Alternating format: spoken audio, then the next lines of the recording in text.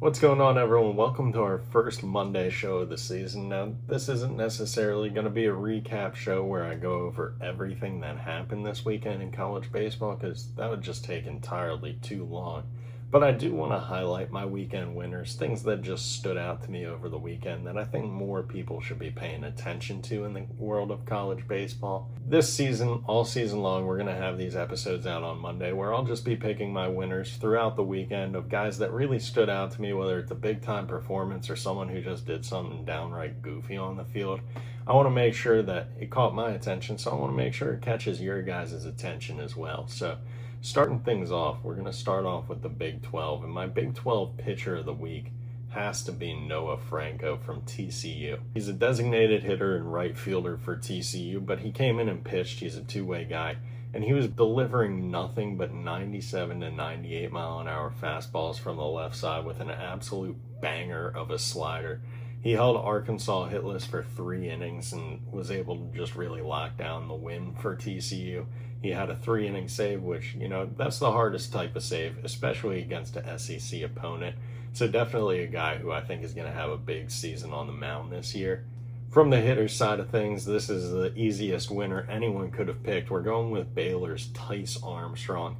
He went 3 for 10 on the weekend with 3 grand slams, collecting a total of 14 RBI on the weekend, which, as I do my season previews, these are numbers that I see at the end of the season for like freshmen and sophomores. And I'm like, wow, that was a pretty good year for them. They had, limited at-bats, but they had, 3 extra base hits, drove in 14 runs. He did this all in opening weekend, and this was his first weekend with the Baylor Bears after transferring in from UT Arlington. So I'm really excited just to see what the future holds for Tice at Baylor. Now, my main storyline of the weekend for the Big 12 has to be Houston kicking off the season at 9 a.m. Eastern against Wake Forest and getting things started off on the right foot representing the Big 12. On the mound, the Cougars looked extra sharp. Paul Schmitz started for them, turning in 4 innings of shutout 2-hit baseball. And then Chris Cinta came in to pick up the 4-inning save, where he tossed 4 shutout innings of his own. Houston won this one 8-2 and has gone perfect throughout the Puerto Rico Challenge, taking down both Wake Forest, Boston College, and Manhattan. And they'll have a game later today at noon against Washington, so I'm excited to see if they can move to a perfect 4-0 on the season.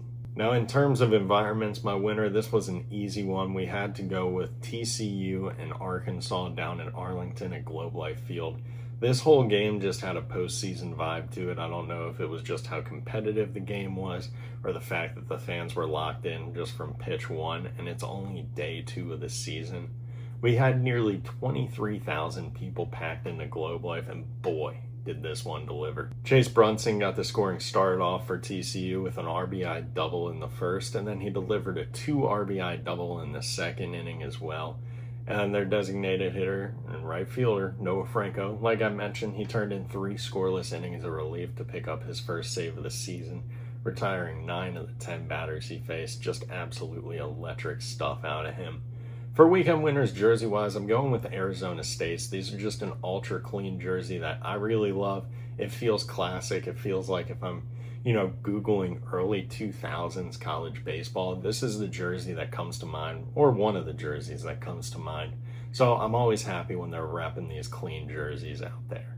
Now, as far as the Big 12 freshman that really caught my attention, I got to go with Lucas Franco. He was one of the most highly touted recruits out of high school. All this kid did was absolutely ball out at shortstop all weekend long for the Horned Frogs, especially against Arkansas. It looked like every time there was a ball hit to the left side of the infield, he was making a big-time play on it. And I was really impressed with his arm. He's just got an absolute rocket, which certainly helps him out on the defensive side of things. Now, vibes-wise, I got to go with West Virginia absolutely winning the weekend in their series against Georgia Southern. They did well on the baseball field, but most importantly, they had 15 dudes get stuck in one elevator. One call to the Statesboro Fire Department was all it took to get these guys out, but I really love seeing that, they aren't just coming down to see what the baseball is like down here. They want to test out the city, see how the emergency preparedness is, and it looks like Statesboro was well equipped, well prepared. Now, there were a lot of comments where people were like, hey, look, why are you trying to jam 15 guys into an elevator? probably just to get to the continental breakfast, just to get some crappy wet eggs. It's one of those things where if you're asking that question, it's just clear you have not traveled with a college baseball team before, because this is about as normal as it can get on a weekend. So it was really fun to see them be able to handle these off the field woes and, still dominate on the field. Now taking a look at some of our weekend winners from the ACC, and I think the big story for the ACC this weekend was just an offensive onslaught. It felt like every time I was tuning into a game where an ACC team was playing, they were winning by about double-digit runs. Starting things off from the pitching side of things, my pitcher of the week has to be Louisville's Wyatt Danilevich, who in 6 innings, he picked up 9 strikeouts while surrendering 0 runs. He was one of their most reliable relievers last season with 28 appearances, so he's making the shift to take on a bigger weekend rotation role this season, and it 100% looks like it's going to work out well. He went 6 innings against a very good Michigan State squad, only allowing 2 hits and surrendering 1 walk while striking out 9 over 6 shutout innings of work. So the future's looking bright with Danilevich on the mound. From the hitter's side of things, I don't think anyone went off as hard as Alex Sosa went off in his return home to Miami, as Miami was taking on Lehigh. In the first 2 games of the series, his stat lines were incredible. Starting off in Game 1, he went 2 for 4 with 4 RBI and 1 home run. And this home run, it was absolutely melted. None of this kid's home runs from this weekend went below 400 feet, I believe. And that's just a typical day at the yard for Alex Sosa. So on Saturday, he went 4 for 5 with 3 RBIs while driving in 2 home runs. And the stat sheet hasn't come out. I'm still waiting on Miami to upload the box score, but Miami beat Lehigh by a score of about 27-3. So I'm assuming Alex did some pretty crazy stuff in there as well that I'm definitely going to want to keep up on. Now for my freshman of the ACC, the guy who really caught my attention was Virginia Tech's Ethan Grimm. Now, pitching is never easy, especially, in a climate like Virginia Tech, where this time of the year, it's pretty cold in the state of Virginia. Ethan tossed 4 innings for the Hokies, picking up 6 strikeouts while surrendering 1 run on 3 hits. And walks, they hurt him a little bit. I believe he had 3 walks, but he did a really good job navigating this traffic on the base paths and just looked really mature, especially for a freshman. For environments, the one that really stood out to me was Florida State. Down in Tallahassee, I feel like every time I see a clip of a Florida State game, the whole place is just absolutely bumping. This is one of those environments that I personally experienced firsthand back in the day when I was playing college baseball. And if you ask anyone who's played in the ACC what it was like playing down at Florida State, they'll probably tell you the fans, it's one of the few places where you feel like the fans genuinely want to do you harm during the game. And I mean that in a good way. Like, these fans are intense, but after the game, they respect you. They respect good, hard baseball. So just great fans all around. But the real story of this is just how much they love Miles Bailey. This kid, and rightfully so, you should love Miles Bailey if you like Florida State, or even if you just like watching baseballs get hit out of parks at an alarming rate. You should love this kid. But he's one of those guys, he hit a home run to right field where I'm pretty sure it's still going. It hasn't stopped. People are in danger. So keep an eye out for that one, regardless of where you live. Just stay safe out there, folks. Now, from the threads side of things, I got to go with UVA. They dropped their new cream threads this season, which, I didn't know these were coming out. I was completely caught off guard by these, and I couldn't have been more pleased. I don't think I've ever seen a cream-colored jersey that I haven't really liked. And, this is just a really well-executed one. Personally, I don't think UVA is like the Yankees or anything like that. But it does feel really weird having the names on the back of the jerseys, because that one back there didn't have a name or anything like that. They never had them in the past, so it's kind of obscure seeing the names. Now, from the storyline side of things, the things you really need to keep your eye on out the ACC is we have 3 new coaches, and I'm excited about all of them. So starting off, we had Coach Pollard kicking off his UVA career strong, breaking the program record for runs in a single game with 31 in their conclusion against Wagner. I'm really stoked to see what this offense is going to look like all year long as a UVA fan. Another new head coach in the ACC, of course, is James Ramsey, who started off strong in his Georgia Tech tenure as well after taking over for Danny Hall. The Yellow Jackets swept Bowling Green, outscoring them 50-11 over the weekend. This was another one where the Georgia Tech offense, they're a prolific offense. They have so much power. They only had one home run on the weekend, which, kind of insane to think about, but also crazy that they are just putting up so many runs in so many different ways. And finally, personally, one of my favorite coaches in college baseball, Coach Moose, taking over the Duke Blue Devils this season.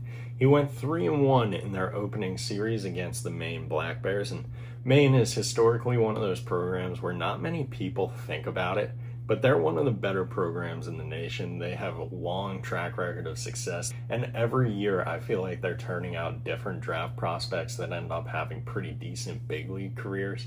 So certainly not a team to sleep on, but it was really cool just seeing what this Duke team is going to look like. It's a team Coach Moose put together in 18 days, almost entirely out of the portal. So they're just a crazy fun program to watch this year. Now for my vibe, I'm going with Georgia Tech. They got shiny new helmets this year. And in the past, Notre Dame's had shiny helmets, and I've been like, I don't know how I feel about those shiny helmets. But this weekend, I don't know what it was. I don't know if it's just when it's paired with the Georgia Tech jersey. But I really like these shiny helmets. They rub my head the right way, and I hope they protect the Georgia Tech Yellow Jackets' heads just as they're designed to do. Now, as we look to the SEC, we did see some teams taking on some pretty big opponents. Starting things off with my pitcher of the week, I got to go with Cam Johnson out of Oklahoma. Now, Oklahoma in Game 1 against Texas Tech, Cam Johnson, he just shoved. He went 6 innings, striking out 11 while only surrendering 3 hits and 1 unearned run.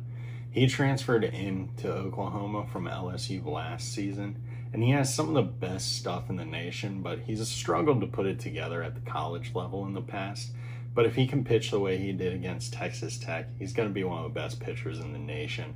This kid, again, he shoved, and it was really cool to see. I'm really hoping we can see him be that type of pitcher more often this season. Now, from the hitter side of things, I don't think any hitter in the SEC was going off as much as Vanderbilt's Brody Johnston was going off. He went 6 for 12 on the weekend down at Globe Life. He had 2 doubles and 3 home runs, which is a pretty good opening weekend if you ask me. His pop is great, but the bat-to-ball skills are really just a difference maker for him. It seems like no matter where you're putting a pitch, if it's anywhere close to the zone, this kid's going to hit it, and he's going to hit it for extra bases. So definitely one of those hitters to keep an eye out for.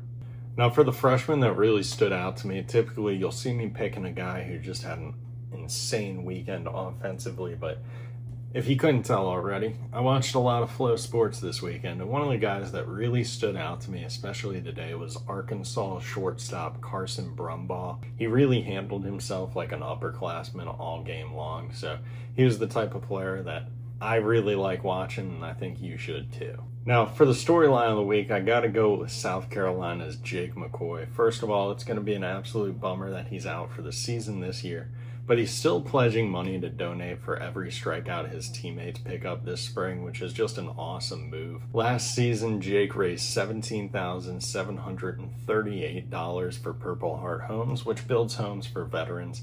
And this year, instead of missing out because he had already pledged to donate for every strikeout he gets, he decided to augment it a little bit to where he's going to be donating $2.30 for every strikeout a Gamecock pitcher collects this season. It's sick that he's still helping out the Purple Heart Homes organization. Just a great move by Jake. Now for my threads of the weekend, I'm going with Texas rocking the cream throwback jerseys, which whenever I see Texas in the cream throwback jerseys, I immediately think of when baseball in Texas was run by Augie Garrido, which most legendary college baseball coach of all time, just always brings back happy and fond memories of college baseball.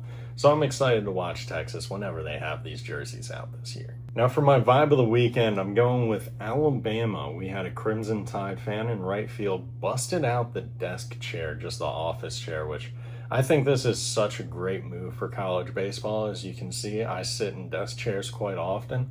They're pretty comfortable. This guy, he had a leather chair with a nice little armrest. Made me consider maybe I should upgrade my desk chair. But sitting in an office chair for a college baseball game, that's just such a good move. You're mobile because you got the wheels, but also you get this swivel, which Hey, there's a ball hit to your right side. You can watch it. You can track the ball that way. You can live.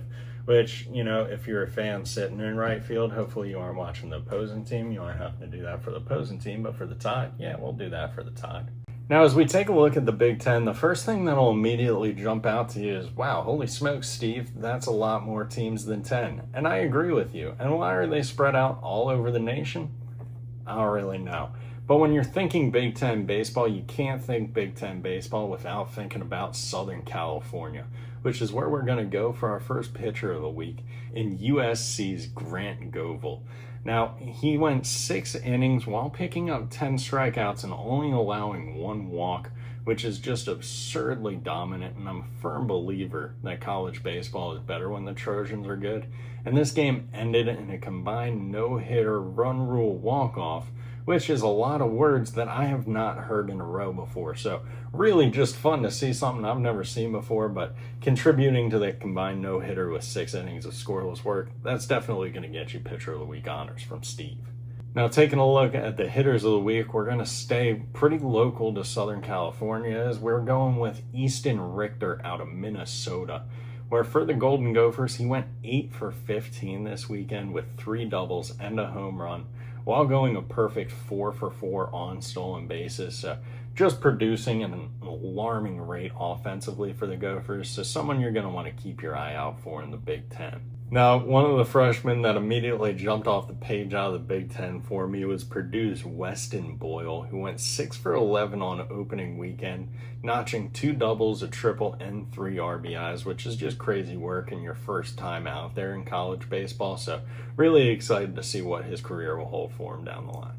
Now, the biggest storyline coming out of the Big Ten this weekend has to be 3 teams at the Desert Invitational getting to play on MLB Network. This is just an insane amount of exposure. Some of the games were on MLB Network, most of them streamed on MLB.com, but either way, just great exposure for the game of college baseball. We had Nebraska, Iowa, and Penn State. It's great exposure for the league having these teams out on MLB Network, but even more so, it's great exposure for the players as, if you're going out to Arizona, there's a good chance there's going to be a ton of scouts because I'm pretty sure that's where all the scouts are born and raised. Very happy that these kids are able to play out there in front of them. Now, for my environment over the weekend, I'm going with another environment that's familiar to me. I'm going with Ohio State as they went down to the Pensacola Blue Wahoo Stadium to take on the St. Louis Billikens. Now, they swept the weekend, which gave me the great fortune to learn that when Ohio State baseball sweeps, they get what is called sweep shakes, where Coach Hare buys the entire team milkshakes. And personally, I blew out my elbow trying to win a College World Series. It took about 6 years. I would have blown out my elbow in 3 months trying to get free milkshakes because, that is the motivation I'm looking for. And as a player, I am going to try significantly harder for the free milkshakes. Now, if you aren't familiar with the Pensacola Blue Wahoo Stadium, it's a beautiful field. It's right down on the water in the panhandle of Florida. It's 70 degrees just about all the time, except for the summer. Then it's obviously way warmer. But I'm just thrilled for those Ohio State guys. They probably haven't seen the ground without a ton of snow in a long time. And typically, if this were, hey, we got to sweep at home, coach gives us milkshakes, it was 32 degrees all weekend, feels like a bit of a sick joke. They were down in Florida. It makes a lot more sense. Now, from the jersey side of things, I got to go with the Penn State cream throwbacks that they were rocking this weekend. They also rock throwback hats with them, which I love when you have a special hat for a special jersey. It just makes sense, but these just gave off serious Field of Dreams vibes in such a good way. Now, for my vibe of the weekend, I'm going with the Indiana kid who threw the ball to first base in Chapel Hill, but it did not get to first base. And you might think, hey, Steve, it's kind of mean to highlight an error, but that's not what I'm doing. What I'm highlighting is a very normal thing in college baseball. And one of the reasons why I love this sport so much is the fact that you can go to a game and see something you've never seen before. And sometimes that is watching a very high-level baseball player have a moment where they kind of forget how to play baseball. And that's just something that'll happen from time to time in college ball. And it's great. It's fun because, that kid, they'll go have math class next week and forget about it. It'll all be okay. If you're a former player, you see this and you don't think, wow, I can't believe he didn't make that throw. All you think is, my heart goes out for that kid because it makes sense. Things like that happen all the time. Nothing you can do about it except really, and coaches probably don't like this one, but all you can really do is laugh and move on. So if I'm the Indiana kid, I'm laughing, moving on. Happens. Now moving along to the Sunbelt, the pitcher that stood out to me, of course, was Cross Sibley out of Southern Miss. Now this is one of the series that I was most excited for on opening weekend, where Southern Miss was taking on UC Santa Barbara. And the series delivered in a number of ways, but Cross really stood out on the mound. He went 4 innings while picking up 7 strikeouts, which is, that's an insane amount of strikeouts for that long, but also given how good UCSB's lineup is, just really impressed with that.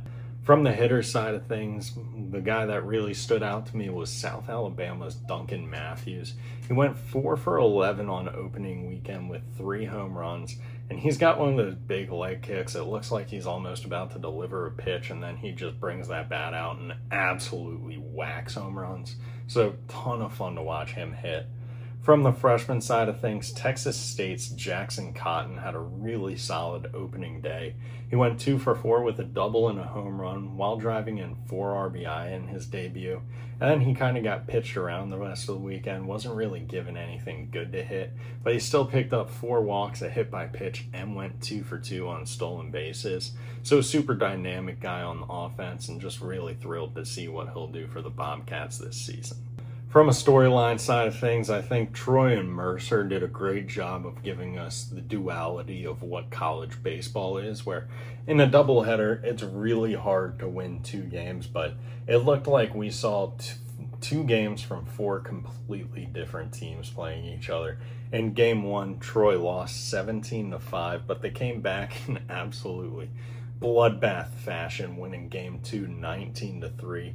And these games, it's just super important to get experience and see how the team's going to respond to different things. Whether that be a freshman, seeing how they'll respond to a clean inning, or a senior who's going to be in there to clean up whatever damage a freshman or, someone might have left them on the mound. It's just really important to see how your team's going to respond to different situations. This was a really positive sign for the Troy Trojans in the fact that, they kind of got their teeth kicked in game 1, and they were able to easily erase it and bounce back in game 2. But we saw 4 different dudes contribute for Troy with home runs in game 2. So if we can see those guys continue that offensive production, it's going to be a huge season for the Trojans. Now, from the environment side of things, the one that really stood out to me was Coastal Carolina. They set a program record on opening day for attendance, and personally, this feels like one of the more hostile environments you can play in college baseball. Now, it was really cool to just see the Palace absolutely packed out, coming off of that national championship final series from last year. And my favorite thing about this place is the fact that the opposing bullpen, it has a boardwalk that goes right over it. Just absolute nightmare for opposing pitchers. People are going to be on top of you just screaming all sorts of things. Really great college baseball environment, though. From the thread side of things, I got to go with University of Louisiana Monroe busting out the Mardi Gras jerseys. Now, Mardi Gras themed jerseys are something that I will always love. Whenever I see it on the timeline, you're going to get a retweet, and I think these were just executed super well.